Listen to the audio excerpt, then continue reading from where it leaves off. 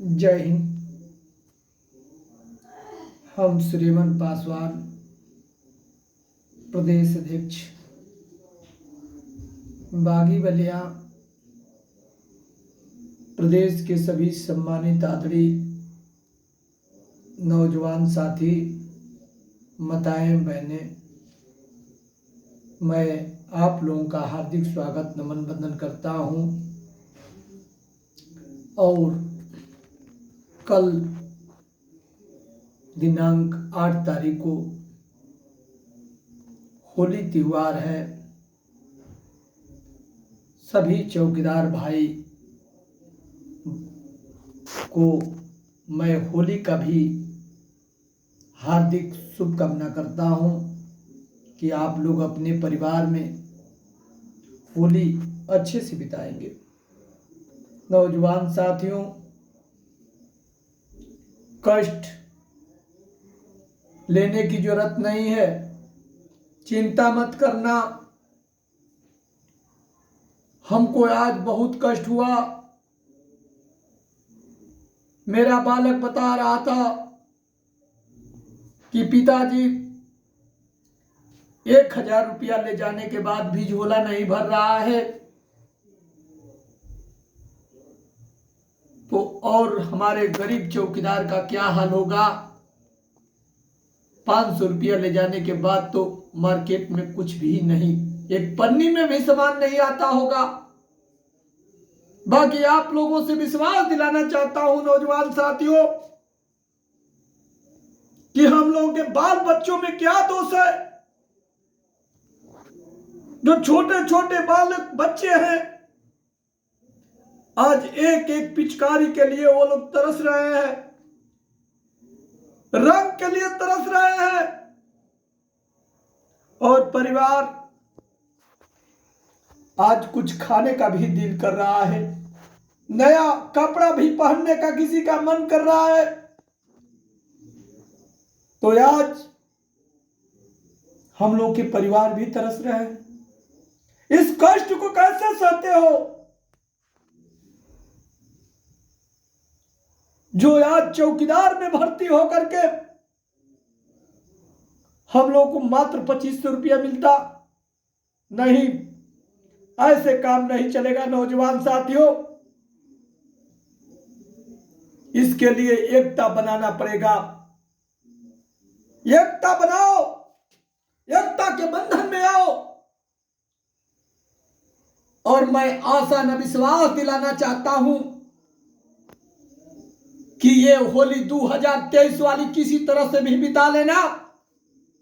परिवार को कष्ट मत देना, मजदूरी कर लेना, ईंट भट्ठे पर काम कर लेना। और जो हमारे चौकीदार भाई आज घर से अच्छे संपन्न होंगे, तो कल के दिन हमारे किसी बगल के चौकीदार गरीब होगा तो कर्ज के नाम पर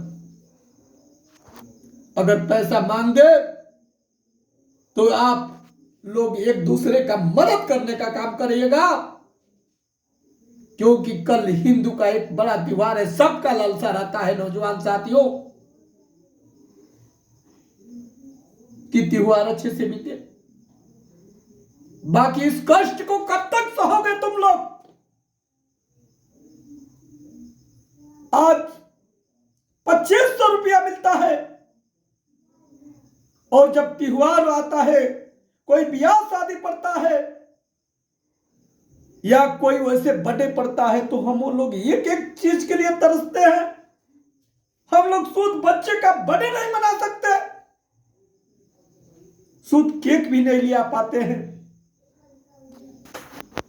जब बच्चा पूछता है कि पापा हमारा आज जन्मदिन है, आपने केक क्यों नहीं ले आया, जवाब देना पड़ता है बच्चों को कि बेटा हम लोग किसी तरह से घर परिवार में सूचे का केक बना करके काटना पड़ता है, बच्चों को समझाना पड़ता है। जब बच्चा पूछता है कि पापा फुलौना क्यों नहीं बनाया है, आंखों से आंसू आ जाती है नौजवान साथियों। कब तक कष्ट सहोगे? माँ और बाप के लिए लुगा नहीं जुटता है, उन लोगों की धोती के सुर्ती के लिए पैसा कभी कभी नहीं जाता है। कब तक सहोगे? मैं खास तौर से उन नौजवानों से कहना चाहता हूं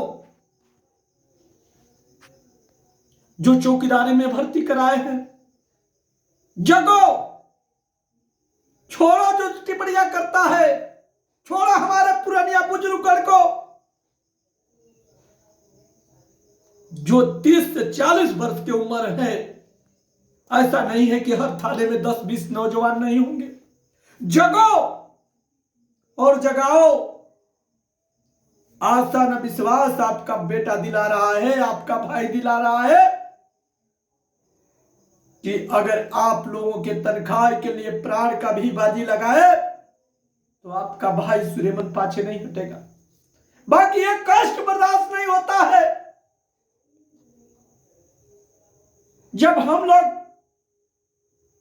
रिश्तेदारी जाते हैं तो इस कपड़े को धो धो कर जाते हैं, उस चप्पल को सी कर पहनते हैं। किसका मन नहीं है कि हम लोग रिश्ते में जाएं तो अच्छे से पहन कर जाएं? क्या यही चाहते हो? यही कठिनाइयां साधते रहे? सोचो, हम लोगों से पांचे का विभाग, जो आंगनबाड़ी को कोई पूछता नहीं था, वो हमारी बहनें लखनऊ की धरती पर जाकर के और आज सरकार से और पुलिस विभाग से झाका झूमर हुआ, लाठीचार्ज भी हुआ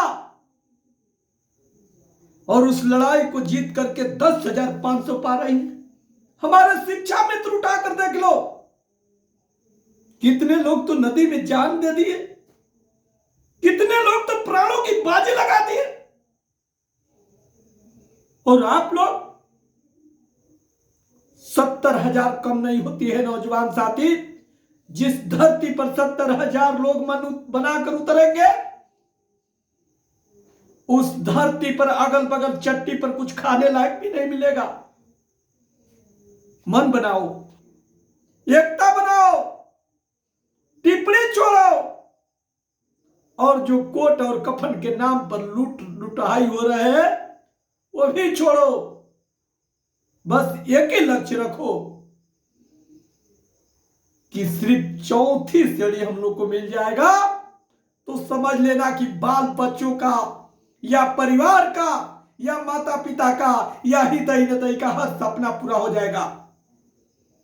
बाकी इससे पाछे नहीं हटना। बधाई देना चाहता हूं उस माताएं बहनों को। आंखों से आंसू आ जाता है नौजवान साथियों, जब हमारी माताएं बहनें सपा बांध करके